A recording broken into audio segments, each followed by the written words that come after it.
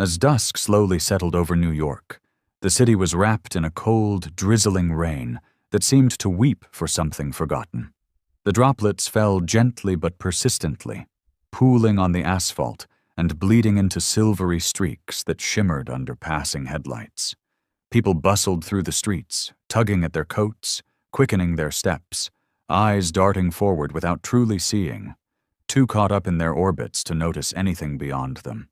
The usual clamor of the city felt muffled beneath the blanket of rain, subdued, heavier somehow, seeping quietly into the skin of those who still had the patience to feel.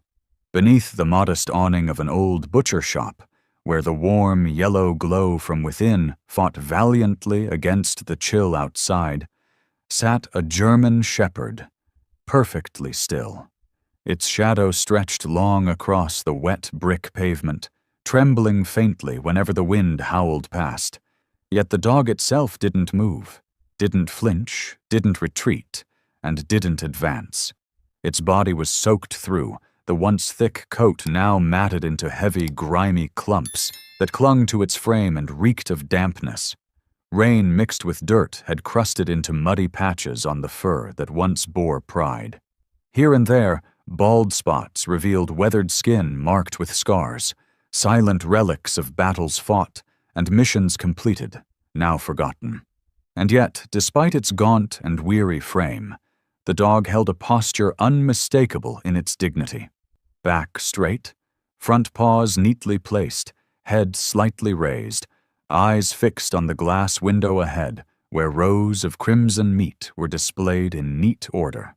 It did not whimper from hunger, lick its lips in desire, nor wag its tail in pleading. It simply sat, silent, like a living statue cast amid an indifferent city. Everyone who passed looked at it differently. Some didn't even turn their heads, just glanced and hurried away, perhaps afraid that something deeper might stir within them. Others paused, locking eyes with the animal for the briefest second before quickly looking away, as if the dog's gaze made them feel guilty for their warmth and comfort. And there were those who, hardened by the city's unkindness, didn't care at all, too weary to spare pity for a creature they saw as useless, disposable, out of place. But if someone truly stopped, truly looked, they would sense something unusual about this dog. It wasn't a stray, not some aimless creature cast aside by a careless owner. It carried with it a rare aura, the stillness of one who once held honor, the patience of one disciplined by duty, and eyes so deep they made you feel seen in a way few beings could. It didn't beg, didn't resist, didn't flee. It simply waited, as though hoping for something it couldn't name, something that might never come. A sudden gust of wind swept down the street, lifting a man's coat and sending droplets flying. A curse rang out, then disappeared into the steady sound of rain. The dog flinched slightly, ears perking by instinct before relaxing again. It no longer had the strength to run, yet it had never allowed itself to collapse. Its front paws remained steady, even though the claws were chipped and blood had seeped from raw pads worn thin by wandering the city's cold, unyielding pavement. There had once been something sacred in this creature, and though life had stripped most of it away, it clung to the memory like a final thread of identity.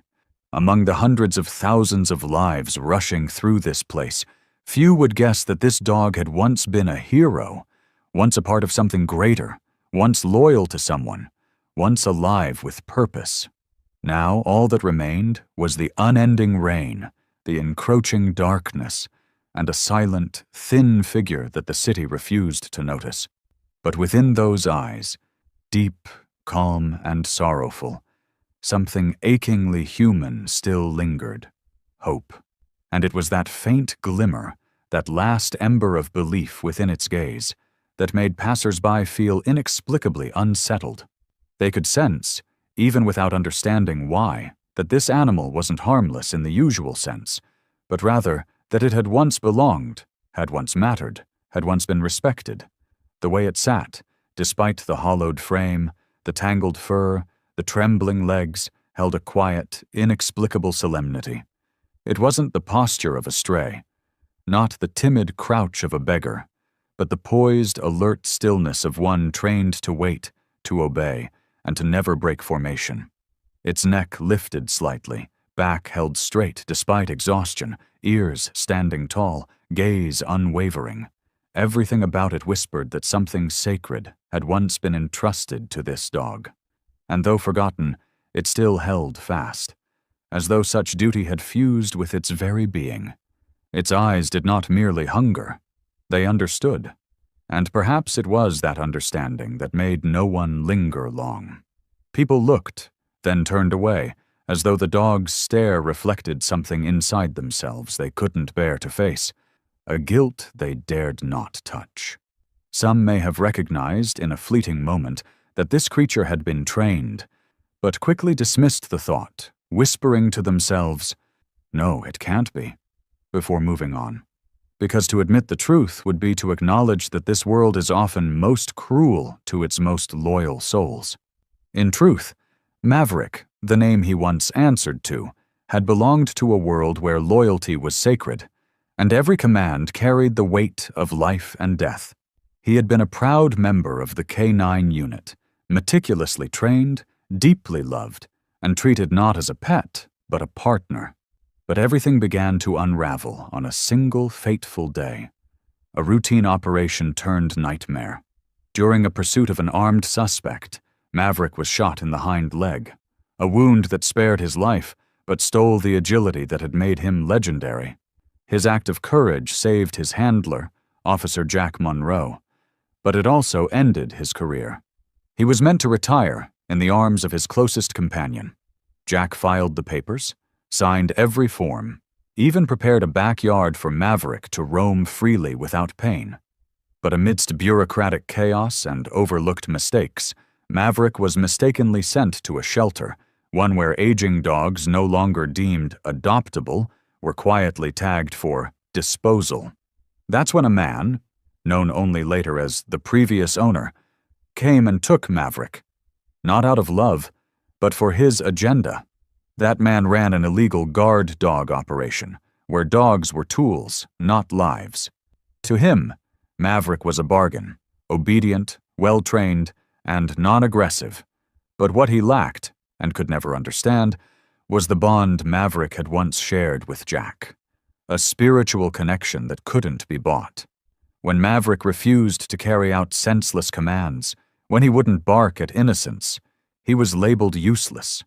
And one gloomy morning, the man drove him to a crowded corner, unhooked the leash, gave a shove, and sped off without a word. From that day on, Maverick became a shadow, a ghost with memories, with wounds, but still clutching the last shred of pride that defined a soldier without a battlefield. And that is why, in today's New York rain, he didn't lie down like the others, didn't scavenge trash, didn't fight or whimper. He simply sat, head high, resolute, as if an old command still echoed in his mind, waiting for someone to step forward and say, "Good boy, Maverick. It's time to go home." Perhaps it was because he still waited for someone to call his name that Maverick remained untouched in his heart. Not just a name, but a part of his identity that couldn't be washed away, not by rain, nor hunger, nor the cruel indifference of man. Once, Maverick had been a distinguished K9 officer with the city's police department, part of a rapid response unit trained to apprehend armed suspects and conduct rescue missions. Back then, he wasn't just a dog, he was a teammate, a silent warrior cloaked in charcoal gray fur, moving without a sound beside his handler like a loyal shadow. He had learned to detect explosives in rubble, to chase suspects through dark alleys, and above all, to place his life before others, without hesitation. Maverick had never failed a mission, not until that day. It was a pre-dawn pursuit, the target a dangerous drug trafficker hiding in an abandoned industrial complex. He went in with Jack, his handler, his partner, the only human he trusted with his life. With steady breath and sure-footed steps, he followed the scent of gunpowder and the unmistakable cold sweat of fear. Just meters from the target, Maverick sprinted forward. Then the gunshot rang out. A single bullet tore through the air, piercing his right hind leg and bringing him down just short of the takedown. Jack rushed to pull him to safety, holding him close like a father would a wounded child. And though blood soaked his leg, Maverick lifted his head, not crying out, not whining, just looking at Jack with a question in his eyes. Did I complete the mission? And as always, the answer came in the form of a trembling hand gently stroking his head and a hoarse whisper. Good boy, Maverick. You did well, little soldier. The injury meant Maverick could no longer run like he used to. For a unit that relied on speed and precision, that was a silent sentence. Jack didn't want to let him go. He filed the adoption papers the very next day, signed every form, and wrote every line in shaky handwriting filled with urgency. But in a system riddled with cracks, the paperwork never made it where it needed to go. A forgotten envelope, a missing stamp, or worse, a heartless decision to make room for a stronger candidate. Maverick was sent to a holding shelter, a place where no one knew, no one asked, and no one cared who he used to be. Then he came, the man with greasy hair, a reeking coat stained with cheap smoke and fryer grease, his eyes calculating as though shopping for a used appliance. He didn't ask for documents, didn't want to know Maverick's name, didn't even look into his eyes. He simply saw the dog's large frame, the lingering aura of authority, and nodded. He needed a barking dog to scare off intruders, a cheap guard that didn't require paychecks, papers, or, most of all, loyalty. But Maverick didn't bark on command. He only responded to orders given fairly and with purpose. When the man struck him for refusing to bark, Maverick didn't fight back. He simply stepped away, eyes not angry, but quietly hurt. And when the man realized this dog couldn't earn him anything, he loaded Maverick into a pickup truck, didn't bother with a leash, and didn't say a word. He drove to a crowded corner of Manhattan, stopped beside a butcher's shop with a narrow awning, and nudged the dog onto the wet sidewalk. That was 3 weeks ago. Maverick didn't try to find his way home, because there was no home left to return to. He didn't scratch at police doors, because Jack had no idea where he'd gone. Instead, he simply walked through the loud yet loveless streets, carrying with him a legacy no one remembered and a wound that still hadn't healed. And today, in the cold rain, among 1,000 indifferent stares and hurried footsteps, he sat like a statue of forsaken loyalty, unbroken but forgotten. But that fracture, though unseen at first, began the moment Maverick was taken from Jack Monroe, the one person who had ever seen him as a comrade, not a tool. On the day Jack cradled Maverick in the police vet hospital, the wound on the dog's leg hadn't yet closed, but the anguish in Jack's eyes ran far deeper than any blood spilled. Jack knew Maverick would no longer serve, and he knew, deep in his heart, that this brave soul deserved the peaceful retirement given to every warrior who'd sacrificed their youth for duty. His hands trembling, he filled out the adoption form, reminding the clerk again and again about the deadline, the signature, and where to send the file. He trusted the system. He believed that in just a few more days, Maverick would be sleeping under his porch, eating roast chicken on Sundays, and chasing squirrels through his backyard like any beloved dog. But the system, cold and unfeeling, made no space for love. One unsigned page left in a drawer, one internal memo that never made it to the right desk, one quiet promise crushed by bureaucratic routine. And Maverick was marked retired pending placement. No one called Jack. No one double-checked. By the time Jack returned to check on the adoption progress, Maverick was already gone. He was told the dog had been released to an outside individual, per regulations, and that no violations had occurred. A shrug, a click of a mouse, and Maverick's name vanished from every contact list. Jack stood motionless in the vet clinic parking lot, fists clenched and trembling, from anger, from helplessness, and from a pain only known by those who've lost what matters most. The man who took him, Greg Mallory, lived in the dry outskirts east of the city, and he didn't come out of love or kindness. Behind his shabby auto shop, he ran a makeshift guard dog yard where animals were chained with rusted links and trained through fists, not food. When he saw Maverick's profile marked K9 trained, responds to verbal commands, he smiled. A twisted, soulless grin, as if he'd just snagged a high-end product for a bargain. But what he didn't know, or didn't care to understand, was that Maverick didn't respond to orders from cruel men. He didn't attack without reason. He didn't bark for fear's sake. He didn't move for treats or whips.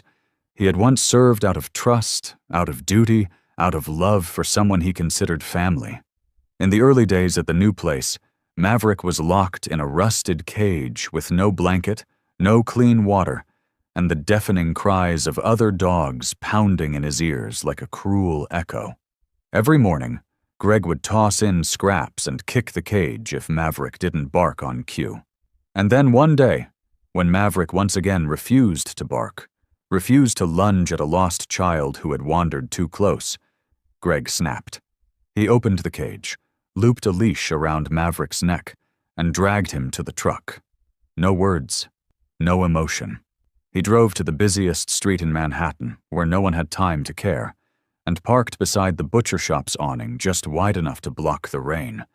He didn't gently unclip the leash. He yanked it, then let go. Maverick slipped on the wet pavement. He turned back to look at the man, not out of longing, but as if to confirm that this was it, that he had officially been discarded. Greg didn't glance back. He started the engine, revved it hard, and disappeared into the gray curtain of rain, leaving behind a creature broken in body and bruised in spirit, sitting silently like a shadow no one wanted to acknowledge. And from that moment on, Maverick was no longer a soldier waiting for orders. He had become an exile from his own life, carrying a loyalty once celebrated, now the very reason he no longer belonged. And from the moment that pickup truck melted into traffic and vanished, as if it had never existed, Maverick remained where he was, not because he didn't know how to move on, but because deep within, some fragment of his soul refused to let him leave. For Maverick, the absence of a final command meant only one thing. The mission wasn't over. That's why he didn't roam the city like other strays, didn't abandon the spot where he'd been left behind. Instead, he silently continued to await orders, like a loyal ghost not yet released, surviving more on will than instinct. Days bled into nights, and time dissolved into wind and rain. Cold gusts swept in from the Hudson, scattering flyers and tugging at tarps, making people clutch their coats and quicken their pace. But Maverick never moved. He didn't seek shelter, nor did he paw at the shop door for food like other hungry animals might. Sitting upright, front paws together, neck slightly lifted. It wasn't the posture of a beggar. It was the stance of a sentinel still guarding, even when there was no longer a unit to serve. Though he was hungry, he never stole.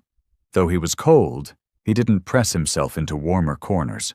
The wounds on his hind leg would twitch at times, veins swollen from the damp. But Maverick didn't whimper, didn't draw attention to himself, as though invisibility was the only way to preserve the last of his dignity. Each morning, he sat in front of the butcher shop, where the first light of day glinted off the wet pavement.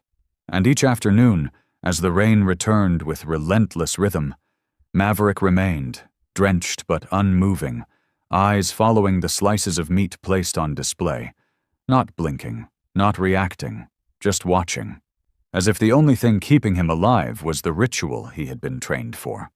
Observe, be patient, await command. Sometimes other strays would pass by, sniffing around, inching closer. Some were aggressive, rushing in to bite. Others simply wanted the dry space beneath the awning. But Maverick never fought back. He didn't growl, didn't snap. He simply stepped aside, retreating a few feet to a wetter, colder spot, yet still sitting in the same upright position. He wasn't afraid, but he didn't wish to fight either. What made Maverick different was never brute strength, but a loyalty refined into instinct, an instinct that forbade him from competing with the weak, even when he was in pain. In his world, Battle was only for just cause, and only upon command. And now, with no one left to command, he simply sat, as if waiting for a voice from the past to pull him out of the darkness of the present. Occasionally, Greg, the man who once bore the title of new owner, would appear across the street, loitering around a rundown parking lot and a few makeshift vendor stalls. He lived the same careless life, still buying and selling, still revving engines too loud, still chewing gum with a greasy, crude demeanor. Once or twice, he passed the street where Maverick sat. He glanced in the dog's direction, then looked away, perhaps not recognizing him, or worse, simply not caring. Maverick didn't flinch at his gaze, nor did he move forward. He only returned a brief look, no hatred, no bitterness, just a quiet acknowledgement that he had once trusted the wrong man, and that mistake no longer mattered. Passers-by began to notice Maverick's presence, not because he did anything remarkable, but because he had been there for so long. He became part of the scenery, a silent fixture in the chaos of city life. Some felt pity and left scraps of sandwiches. Others looked away, ashamed, and a few scoffed, muttering, "Why hasn't anyone taken him to a shelter?" As if he were a problem to be fixed rather than a soul trying to survive with what dignity remained. Then, one late afternoon, as the rain began to ease and the butcher shop's golden light grew warmer against the misty air, Maverick sat there, for the who knows how many time, and looked up. His ears perked slightly, not because of a sound, but because a gaze had landed on him. Not the usual look of pity or avoidance, but a steady, piercing gaze that seemed to recognize something old, something distant. And perhaps in that single moment, Maverick's fate quietly began to shift. And in that very instant when that gaze met Maverick's silent eyes, the old wooden door of the butcher shop creaked open, groaning wearily in the damp evening, and from within stepped an elderly man, cradling a still steaming bag of fresh meat. It was Thomas, the widowed butcher who lived alone behind the shop, as quiet and unchanging as the space he had maintained for decades. He had planned to close early because of the rain, just another slow, gray day like so many before. But as his eyes swept past the awning, he stopped. Right beneath the dripping canopy was a large, soaked, bony dog, not shivering, not cowering like the abandoned dogs he'd seen countless times. Its gaze stopped him in his tracks. For a moment, Thomas didn't know why he didn't keep walking. The meat in his hands was growing colder, but he stood motionless, staring at the animal as though under a spell. There was no howling, no begging, not even a wag of the tail. The dog simply sat there, eyes unblinking, back straight, a gaze that seemed to pierce through him in a way no dog ever had. There was something strange, something right, a posture too proper, eyes too lucid, no chaos of survival instincts, but a stillness forged over years of discipline, and that struck something tight in his chest. Thomas had lived in this neighborhood for over 20 years. He had seen hundreds of strays. He had shooed away many mangy dogs rooting through the trash behind his store. He was used to the sight of trembling creatures, eyes wild with hunger, growling over cold bones. But this dog, it was like none of them. It was like a wounded soldier lost in a world that no longer remembered who he was. Thomas lowered his gaze to the dog's front legs, nails chipped, joints red and swollen, yet the posture remained upright, as if still on duty. Then he saw the scars, long and faded down the legs and chest, unmistakable signs of old trauma, and most clearly, the sunken mark on the hind thigh, where flesh had never quite returned after a deep wound. It stirred a memory, a distant night on the battlefield, back when Thomas had served in logistics, the image of a K-9 bolting from the trenches into no man's land, searching for the wounded, returning bloodied but determined. His heart slowed. His grip on the meat loosened. Standing before him was no stray, but a silent witness to the cruelty of forgetting. A soul once belonging to something sacred, something grounded, now stripped of everything, without a word. Thomas didn't know why he felt the ache pressing against his ribs, only that he couldn't look away. In the dog's eyes, the eyes of one who no longer had a master, there was something that mirrored his reflection. A man who once had a family, a purpose, someone to come home to until everything dissolved in one too quiet, too cold winter. Quietly, he placed the bag of meat on the damp tiles, then crouched down, not too close, extending a calloused, knife-worn hand toward Maverick. There was no call, no coaxing, just a simple, hesitant gesture, filled with silent hope, as if he was offering not just food, but a long, unspoken empathy. Maverick didn't retreat, but he didn't leap forward either. He simply tilted his head, ears twitching, eyes locked on the hand, not fearful, not yearning, but evaluating, as if trying to decide whether this gesture, too, would vanish like so many things he had once trusted. And there, among the scents of raw meat, damp rain, and lingering grease from the shop, under the soft buzz of the neon light above, two souls, one lonely old man and one forgotten hero, stood facing each other in a wordless, fragile moment, soaked not in noise, but in something they both hadn't felt in a long time: recognition. In that seemingly casual silence, as Maverick's eyes did not avoid him, in fact, held him with a quiet intensity so deep it was nearly suffocating, Thomas suddenly felt something familiar rising from beneath the layers of memory he thought had long since been buried. It wasn't just a feeling, nor a shallow pity for a thin, abandoned dog left behind in a cold city. It was something far deeper, a trembling in his soul, as if some long-lost bell had rung faintly in the distance, and its echo stirred something he couldn't quite name.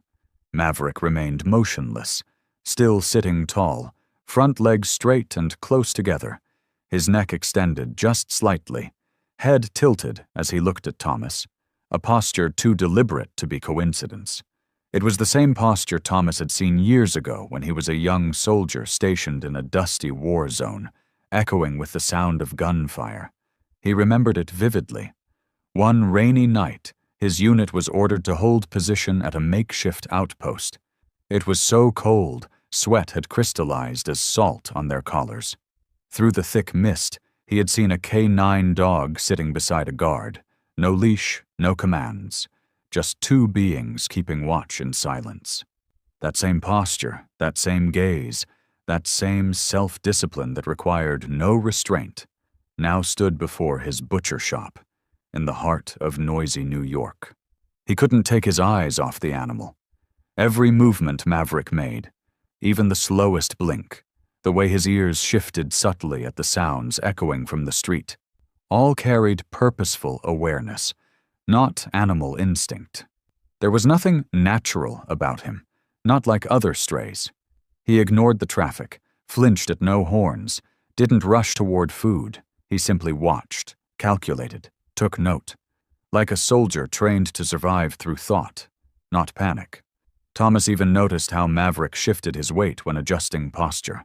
Slowly, deliberately, as if he didn't want to make a single unnecessary sound. This wasn't the behavior of a starving stray. This was a warrior, trained to operate in hostile zones. Then he saw the scars, not one or two, but long faded lines running across Maverick's shoulder, flank, and especially his rear left leg, where the muscle had sunken and the joint swelled. Clear signs of an old, untreated wound. Not a bite. Thomas was sure of it. A bullet wound. During his years as a military medic, he had seen far too many injuries like that, and not every dog survived to carry such wounds home. "Oh, God," he muttered under his breath, as a flood of memories returned like a crashing tide. He recalled the image of Mike, his closest friend, cradling a dog named Rambo, their final moment together before the evacuation helicopter arrived too late. The heartbreaking sob of that hardened man when he realized the dog couldn't come with him.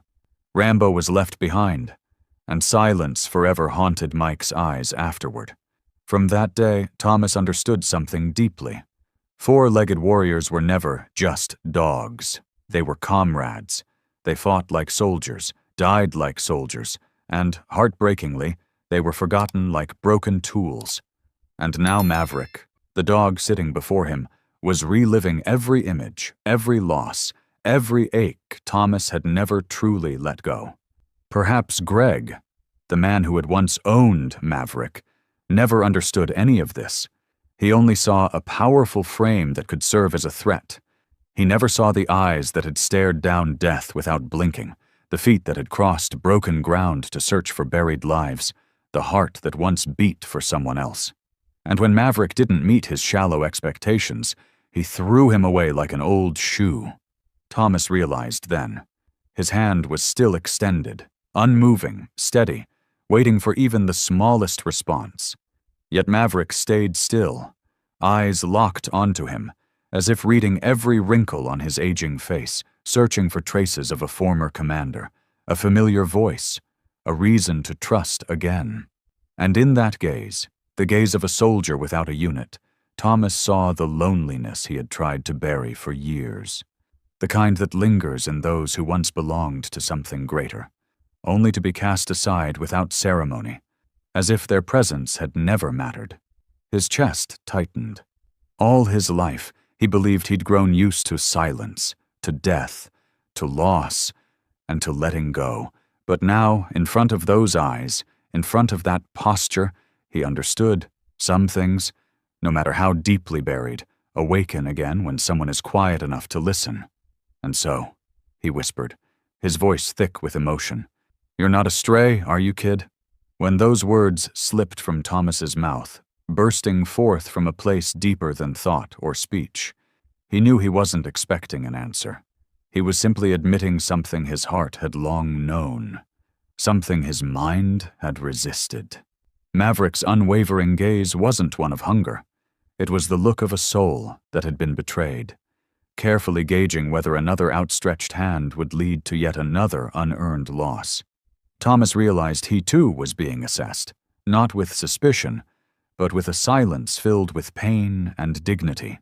Perhaps it was that silence that moved him to act, not to rescue, not to redeem, but to prove that trust, no matter how fragile, could still be honored with even the smallest gesture of sincerity. He shifted slightly, his hand still extended, and slowly opened the bag of meat he'd set on the wet tile. The scent of fresh, warm beef drifted into the cool air. Not just a smell, but a memory, waking instincts long suppressed. From the bag, he didn't choose scraps. He pulled out a thick, tender slice, the kind he usually saved for his long-time regulars, and gently placed it on his palm. He reached forward again, not pushing it closer, not calling out, just waiting. It wasn't a casual offering. It was a test, not of Maverick, but of himself. Could a creature discarded like trash still accept kindness? And could he, a man who had witnessed so many silent goodbyes, find the courage to begin something fragile again? Maverick didn't move right away. Instead, he dipped his head just slightly, not to stare at the meat, but as if weighing his choice, not through hunger, but through a learned memory. Only take what is given. Only eat when commanded. Only trust if they've earned it. His ears twitched gently, and then his nose began to move, slow, careful inhales, as if unsure the scent was real. His eyes never left Thomas, watching every breath, every flicker of emotion on the man's face, not to detect a trap, but to sense. Will this kindness vanish too, like the rest? Thomas didn't flinch. His hand stayed steady, his eyes unwavering, though his breath began to slow. Not from the cold, but from emotion. He had never imagined that trembling could come from a dog simply standing still. But he knew, more than anyone, that the deepest wounds are those inflicted by betrayal from the very thing we once believed safe. And if Maverick had once believed in a human, only to be discarded like garbage, then his hesitation now wasn't distrust. It was the voice of an old wound whispering, "Will it be different this time?" After a minute that felt as long as an afternoon, Maverick began to move. Slowly. Not rushing, not lunging, just lifting one paw, then another, each step measured like it was testing something sacred.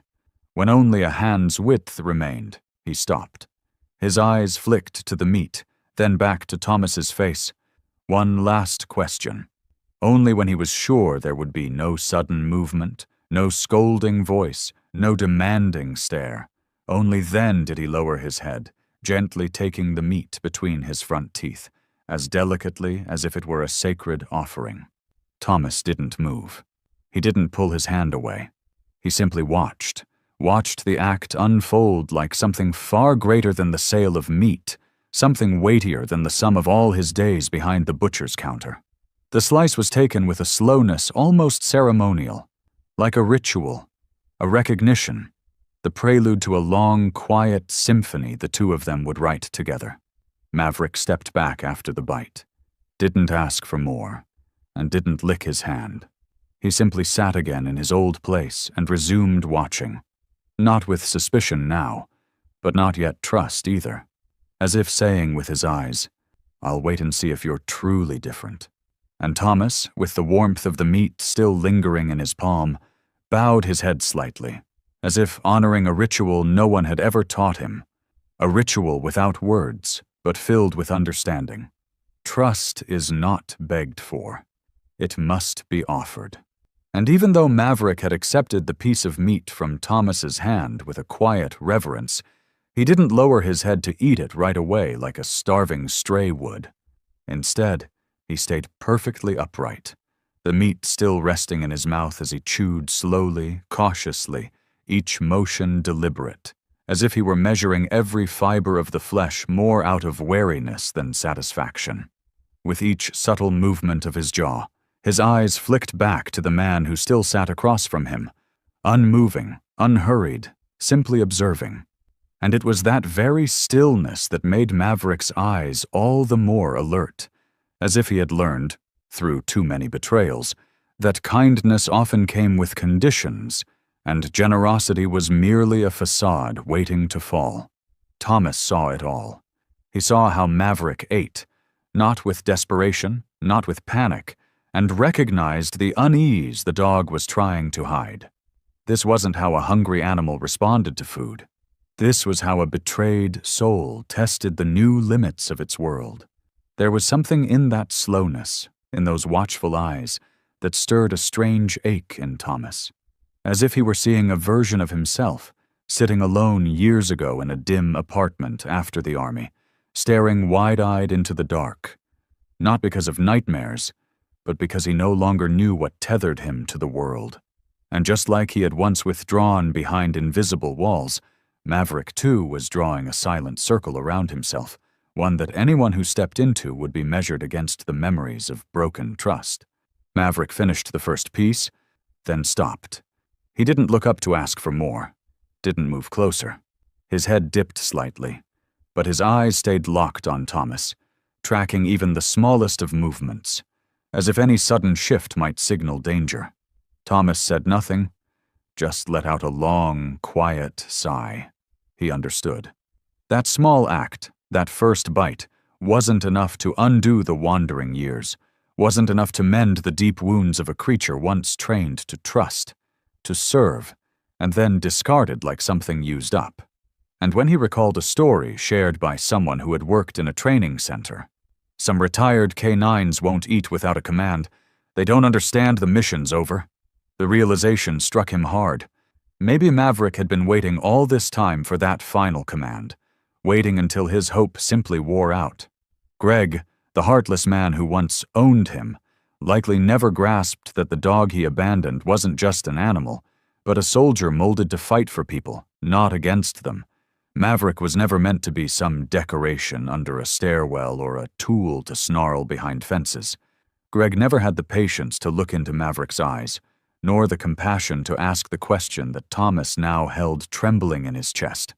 Why would a creature so powerful choose silence over violence? And that ignorance, that shallowness, made him lose something that Thomas had only just begun to touch, but already felt as real as the ground beneath him. This wasn't a stray dog. This was a soldier without a war, a soul without a name. Thomas slowly raised his hand, and stroked his graying beard. Not from the cold, but to steady his emotions. He hadn't expected that such a silent creature could stir such a storm in his chest.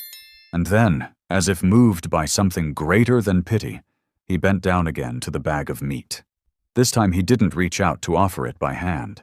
He took another small piece, just the right size, and gently placed it on the damp ground between him and Maverick. Not as an offering, not as bait, but as a quiet pact. No pressure, no expectations. Just a silent message. If you're ready, I'm still here. I won't leave like the others did. Maverick glanced at the second piece, then looked back at Thomas. This time his gaze wasn't cold, but it wasn't yet warm. It was distant, as though he were looking through the man in front of him, searching for a memory blurred by time. And in that gaze, Thomas saw something words could never explain, that Maverick had once been loved, once had a home, once had someone whose call could send him into fire without hesitation. But now no one called anymore, and so he didn't rush to believe again. And just as that gaze lingered in the foggy drizzle beneath the pale shop light, a faint sound broke the silence, the soft clink of metal striking metal at the far end of the street. It was barely audible, but it sliced through the quiet like a blade. In a split second, too quick for the eye to catch, Maverick's body tensed, ears snapping upright, neck extending instinctively, and his weight shifted forward, ready to lunge. The entire reaction lasted less than a heartbeat. But for Thomas, a man who had once lain still in jungles under fire, motionless at the rustle of a single branch, it was enough. He knew immediately. That reflex didn't come from fear. It came from training. Maverick didn't bark, he didn't leap, he didn't growl. He simply became stone. Still, eyes fixed on the source of the sound, legs taut and coiled for action, yet body anchored in perfect control. No panic, no confusion. This was a conditioned response, precise, measured, and entirely tactical. And in that one frozen moment, Thomas no longer needed proof. No files, no tags, and no one to confirm. He had seen it before. The stance, the stillness, the micro-movements that separated K9 units from every other dog. This was the mark of hours upon hours of training, reflexes etched into the bones, held even after the mission had ended, the war forgotten, and the name erased. Thomas clenched his hands on his knees, feeling a chill rise along his spine. Not from the rain, but from the truth now quietly unraveling before him. "You were a police dog," he whispered, not a question but a statement, spoken from the deep recesses of his heart, from the place where honor is kept for those who were never allowed to speak, yet always the first to face danger. And the moment those words left his mouth, Maverick turned his head, not in response to the sound itself, but because something had changed. His eyes softened only slightly, but Thomas saw it, as if Maverick had understood, as if something inside him had stirred, the echo of commands once trusted, once followed without hesitation. Sit, hold, guard. Voices he had once obeyed without question, voices he would have died for. And as Thomas sat there, overwhelmed by the rush of memory and realization, Greg's image returned like a dull blade scraping across his thoughts. That careless man had once held this extraordinary being, and tossed him aside as if he were a malfunctioning tool. He had never seen the discipline buried in every step. He had never understood the cost of creating a maverick, the sweat, the sleepless hours, the belief that shaped him. Greg hadn't just discarded a dog. He had wasted a soul once built from loyalty and purpose. Thomas felt his chest tighten, not just from sorrow or anger, but from something far deeper, the realization that the being before him was no longer just a discarded animal waiting for pity. What stood there now was a disoriented veteran, a soldier once trained to serve with unwavering purpose, now left with no one to follow. And Thomas knew, with painful clarity, that this was the wound that cut the deepest, not the hunger, not the cold, but the hollow silence left behind when there was no longer anyone to be loyal to, no one to protect, no human left who was worthy of such fierce, unshakable trust. "You're still waiting for an order, aren't you?" Thomas whispered, his voice trembling with emotion. And for the first time, Maverick's eyes seemed to flicker, not out of fear, not exactly from recognition, but from something deeper, something stirred in the quiet corners of his memory. Maybe he no longer remembered the voice of his old handler. Maybe the images of those proud days had faded, but his body remembered. His mind remembered.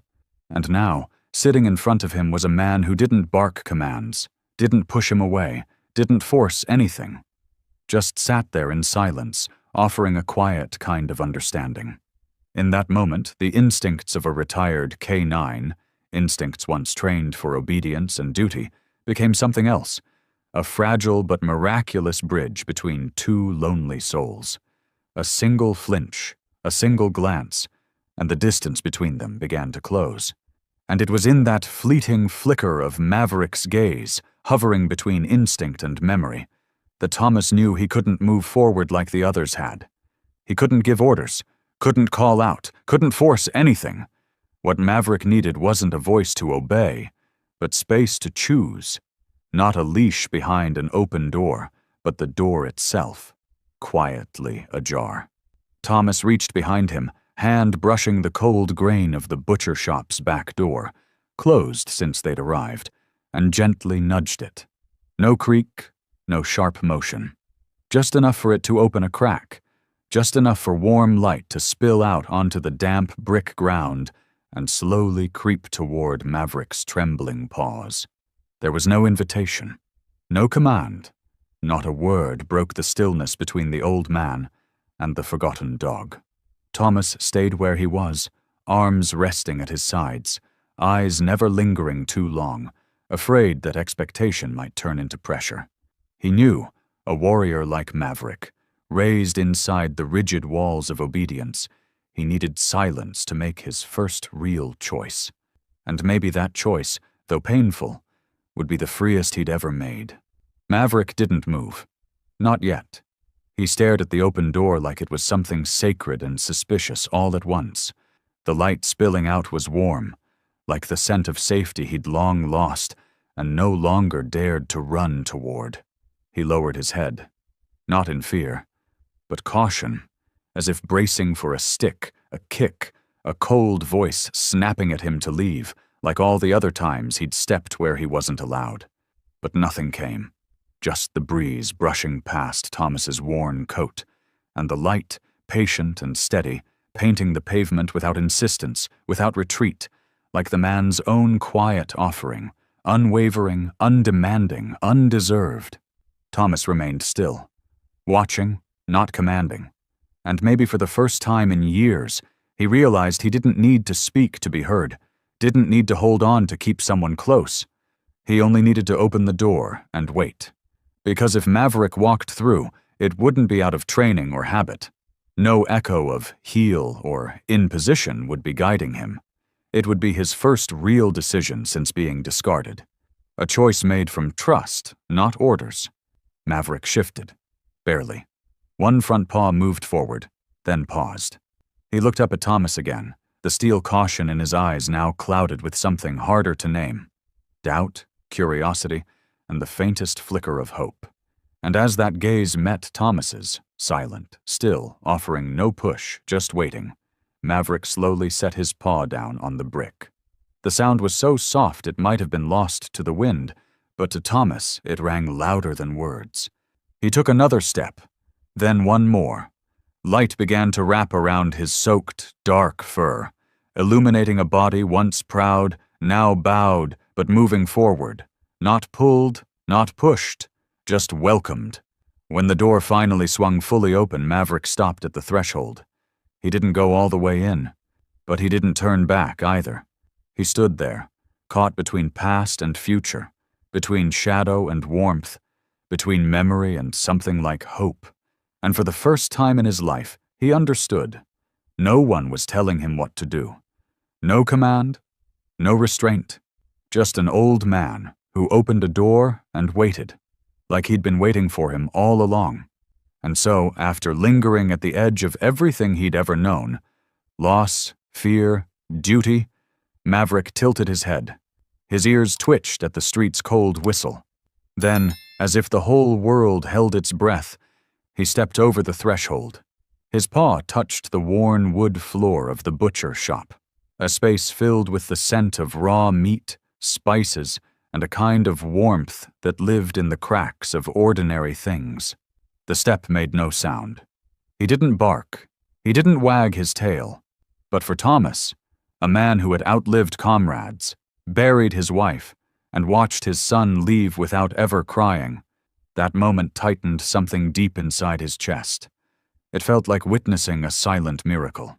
Maverick didn't sniff around like a curious dog. He didn't explore. He walked just a few steps in, then stopped under the soft yellow light, his drenched coat casting a long, blurry shadow across the floor, like his own life, real but smudged by time and wounds. He didn't shake the rain off, didn't lie down, just stood there, breathing in quietly, as if even he couldn't believe where he was.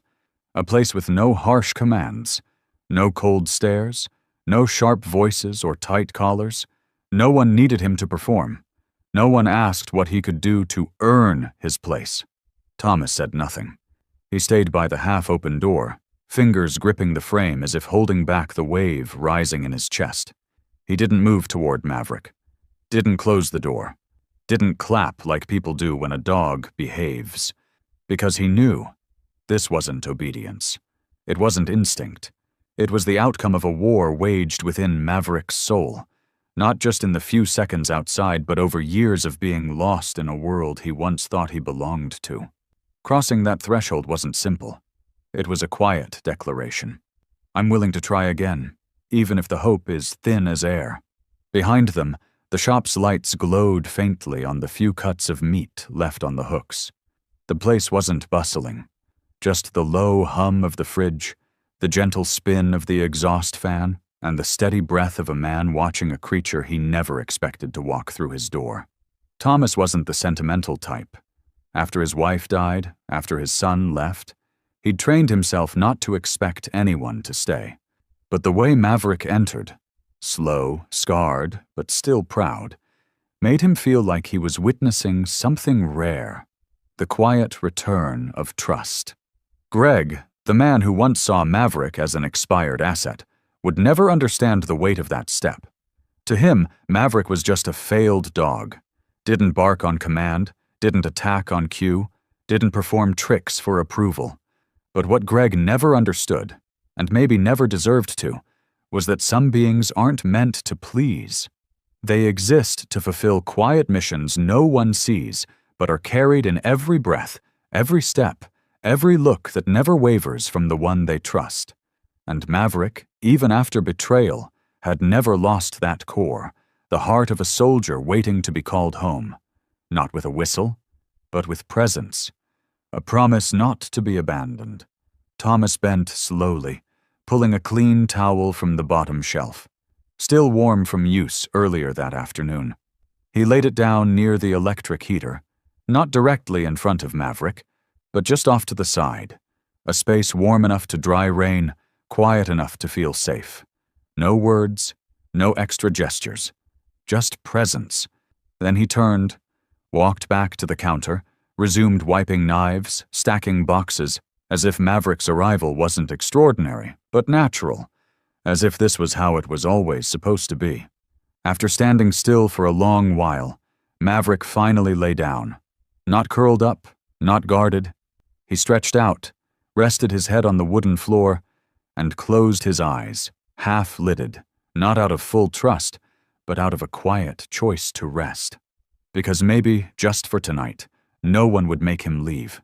And just like that, one step, one open door, one invitation without a single word, and the entire world inside Maverick began to shift. And just as Maverick rested his head on the wooden floor for the first time, eyes slowly closing in a haze between exhaustion and half-sleep, far from the blaring horns and the reek of alley trash, across the street, In a second-floor apartment above the bakery, another pair of eyes quietly watched. Behind a thin blue curtain, an 8-year-old girl with tousled blonde hair and a small, questioning face pressed her forehead to a fogged-up window, gazing down at the strange creature lying still inside Thomas's butcher shop. Her name was Emily, the granddaughter of old Mrs. Agnes on the ground floor, the woman who had lived next to the shop for 30 years and never missed a chance to complain about delivery trucks blocking the path. Emily was also the same girl who had once screamed until her lips turned blue when a stray dog bit her hand at the park last summer. Since that day, Emily had feared all dogs, big or small, leashed or not. In her young memory, dogs meant bared teeth and growls that echoed through nightmares. Every time she walked past a yard with a dog, she would hide behind an adult or cling to her mother's handbag, eyes shut tight as if just looking might make the fear real again. But tonight, from the safety of her high window, she saw something that made her freeze.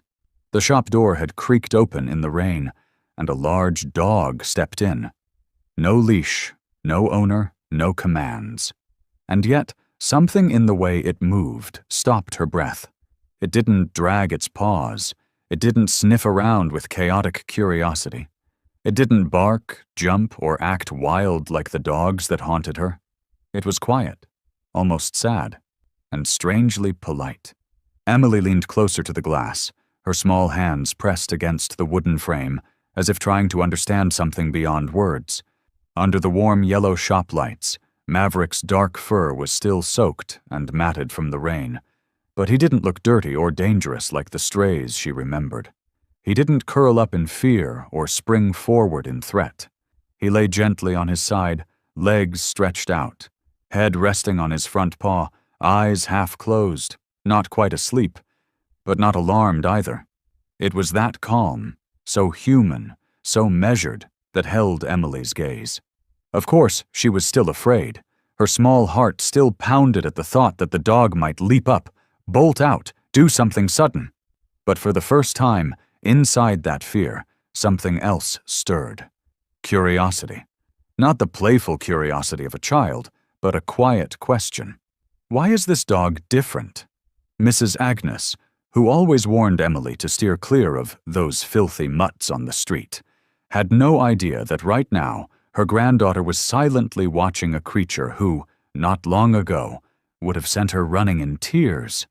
But Emily, with a mind still tender yet surprisingly perceptive, began to sense something sorrowful in the way this animal simply lay there, asking for nothing, disturbing no one. Like an uninvited guest trying not to take up space, Thomas had no idea that a young girl was watching Maverick from across the street. And Maverick, more used to closed doors and turned backs, didn't know that his quiet presence was slowly nudging open the tightly shut heart of a child. And so, the first night inside the small butcher shop became more than just the start of a second chance for a dog cast aside by the world. It also planted the first seed of something new inside a little girl. Someone who, though she didn't know it yet, would one day become a vital part of the healing journey that neither she nor Maverick ever saw coming. While Emily still stood at her window, forehead pressed to the glass, torn between fear and fascination, the scene inside the butcher shop remained still. Thomas didn't say a word. He knelt quietly, pulling a thick towel from the back shelf, the kind he usually kept to wipe away blood and scraps at the end of the day. Now it was clean, dry from the morning sun, and carefully folded. He placed it in a corner near the electric heater. No hand gestures, no coaxing, no soothing words like people often use to calm dogs. Every move Thomas made was slow and simple, as if he were sharing space with a soul that needed no language, only the safety to exist without being pushed away again. Maverick watched the towel for a few moments. He didn't rush toward it. He simply lifted his head, those deep, cautious eyes tracking every motion of the man who had opened the door for him. But when he saw that Thomas only laid the towel down, then stood up and quietly returned to cleaning his knives. Maverick slowly inched toward the corner. The faint click of his claws on the wood floor barely registered, yet each step seemed to thicken the air, as if someone in the room had stopped breathing, afraid to shatter the fragile peace. He lowered his nose to the edge of the towel, not to sniff, but as if to test whether kindness could be real or whether it would vanish the moment he let his guard down. And then he lay down, not in the guarded, curled-up way of a dog sleeping rough under concrete awnings, not half ready to spring up at the first sound. This time, he stretched out fully, paws forward, head resting gently on the towel, chest rising in a steady rhythm. His eyes closed, not completely, but enough to show that he no longer needed them wide open just to survive. It was the first time in weeks, maybe months, that Maverick didn't have to sleep on cold stone. The first time he didn't have to watch every shadow, every step, fearing a boot or a shout. The first time, sleep was more important than survival. Thomas watched from behind the counter, eyes narrowing, not from weariness, but to hold back a feeling he hadn't let touch him in a long time. He knew that lying down wasn't just rest, it was trust, a silent response to everything Thomas had done. The door left open, the towel laid down, the absence of any demands, and something inside him cracked, small, quiet, but enough to remind him the shop wasn't cold tonight. Not because the heater was on, but because something once abandoned was breathing quietly within its walls, warming the space just by being allowed to stay. Outside, night fell like a thin blanket over the rooftops. Rain tapped gently on Emily's window. She still hadn't looked away from Maverick, and she didn't know why, but somehow, watching him made her feel safe. Inside, Thomas put away his knives, dimmed the lights, leaving only the soft golden glow near the heater. He turned toward the narrow staircase leading to the loft above. Before leaving the counter, he glanced back one last time, and there Maverick was, unmoved, ears twitching faintly with the hum of the ceiling fan, as if, for the first time, he could finally sleep without counting the seconds until something chased him awake. It rained all night, but inside that old butcher shop, it was no longer cold, at least not for two souls who had once believed there was nowhere left to go. As the rain outside softened into a steady rhythm, like the slow breathing of the night, Maverick finally sank into deep sleep, not the strained, restless kind he had known through months of cold and hunger, but real sleep, the kind that arrives when the body no longer has to stay tense, and the mind no longer teeters on the edge of alarm. And in that rare peace, memories began to surface, distant but vivid, like an old reel of film rewinding on its own, soft and flickering, soaked in the weight of everything that had once been pride and purpose. In his dream, Maverick was wearing his K9 vest again, the nameplate on his collar light but meaningful. He stood beside his handler in a narrow alley, shrouded in the presence of officers. He was sniffing for explosives, the metallic scent laced with strange chemicals filtering through his trained senses, alerting him to danger. When he sat by a rattling old mailbox, the entire team fanned out instantly, reacting as one, putting their trust in the instincts of a four-legged soldier. Then, the scene shifted. He was guiding an elderly blind woman across a post-fire evacuation zone, weaving through panicked crowds, sirens wailing. His steps were firm, steady, like an anchor in chaos. Another memory. Maverick crashing through a glass storefront, intercepting a knife-wielding thief who had cornered a child. The glass shattered like a gunshot, and he growled, not to bite, but to control. He gripped the attacker's wrist just enough to immobilize until the officers swarmed in. Every mission ended the same. No treats, no tricks, just a pat on the back, a quiet, "Good job, old boy," and a look of pride that told him everything. He had a purpose. He was meant to protect. But then the sky in his memory turned hazy, like smoke smeared across a painting. The sirens faded. a blank, aching silence took over, and Maverick found himself chasing an armed suspect with Jack, his closest partner, through an abandoned warehouse. Footsteps echoed against brick walls, and the air filled with sweat, oil, and rust. Then a sudden movement. Maverick leapt, made contact, and then the explosion. A searing flash, a deafening crack, pain burning up from his hind leg, seizing his whole side in fire. What followed was a blur, Jack shouting into his radio, the scrape of body armor on a stretcher, the sharp sting of disinfectant, and the sterile white glare of an operating room. Maverick didn't know how long it was before he woke up, only that when he did, there was no familiar voice, no Jack, no vest, just a loose leash tied to a cold metal fence and a stranger muttering, "This one's no use anymore." In his sleep, Maverick flinched, his leg tucking in as if the old wound still throbbed. But unlike those long nights on the street, he didn't jolt awake. The heat from the nearby heater hummed softly beside him. Beneath him, the towel was dry and warm. Above him, the still air held no threat. The dream didn't vanish, but this time its ending wasn't the sterile white of a surgery lamp. It was the gentle yellow of a butcher shop's nightlight, a place where someone had opened a door without giving a command. And even as Maverick lay half-dreaming, his tail moved, just a small flick, the reflex of a soldier who had once fallen but never truly surrendered.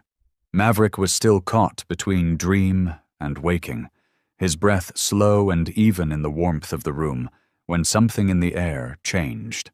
Not a sound, exactly, but a sensation, deeply familiar and impossible to forget. The scent of danger, that unmistakable charge that no years of sleep could erase. Then, a loud bang on the door, too forceful, too sudden. The metal wind chime clattered against the frame, and a man's voice, hoarse, urgent, angry, tore through the quiet like glass through silence. "Stay down, old man. Open the safe." Thomas stumbled backward, his hand slamming into the counter, knocking knives and trays to the ground with a crash. Maverick snapped awake. No hesitation, no thought, just instinct firing like it always had. Muscle memory honed from years of training. His paws hit the wooden floor silently. No bark, no warning, just a blur of motion, swift and powerful. Even he didn't realize how much strength had returned to his body. His eyes locked on the intruder's knife, raised toward Thomas, and something inside him clicked into place. Not memory, presence. The man barely had time to react. The knife was halfway up when Maverick's weight hit him square in the chest, slamming him to the ground. No bite. That wasn't Maverick's way. He pinned the man's arms, locking his forelegs over the elbows, holding, not harming. The weapon clattered across the floor, skidding until it stopped near the butcher's block. Thomas froze, hand on his chest, his heart thundering, stunned by what he was seeing. Get off me!" the man shouted, thrashing wildly. Maverick didn't move, didn't snarl, didn't shake, just held, just enough, just right. Like all those times he had been told, hold the suspect, do not release until command is given. He wasn't remembering. He was doing dot, he was back. And in his eyes, sharp, steady, it was clear. This time, no one was being left behind. Thomas, still shaking, stepped closer, hand gripping the counter to stay steady. His other hand reached out, touched Maverick's back, not to pull, but simply to thank. "Easy, it's okay now, son," he said softly, voice tight with emotion. Not just because he'd been saved, but because, in that moment, he knew he wasn't alone anymore. Less than 5 minutes later, police sirens wailed down the quiet street. 2 young officers burst in, weapons drawn, then stopped cold. On the floor, a heavy-set man, subdued and gasping, a knife beside him. And in front of the counter, a German shepherd, sitting alert, unmoving, beside an old man, muscles coiled, ears high, eyes clear. Ready, but calm. "Everything okay here?" the taller officer asked, still wary. Thomas nodded. placing a steady hand on Maverick's head. "He saved me," he said quietly but firmly. "No hesitation. No need for more." "Wait, he did what?" The second officer blinked, staring at the dog who looked as if he hadn't just taken down a man with a knife. "He stopped him. Didn't bite, didn't panic, just held him," Thomas said, a small smile creeping into his tired face. "I think he used to be K9. The officers exchanged a look. One spoke into his radio. "Requesting verification on a retired K9 unit. We might have a match. Please check old ID numbers." Maverick, still sitting close to Thomas, tilted his head slightly at the sound of the radio. Not reacting, but listening, his ears perked, sharp and focused, because this time, though there was no vest, no handler, no command, there was trust. And somehow, that was more than enough. When news of the robbery at the small butcher shop in Brooklyn spread across local papers, with a simple but arresting headline, "Stray Dog Saved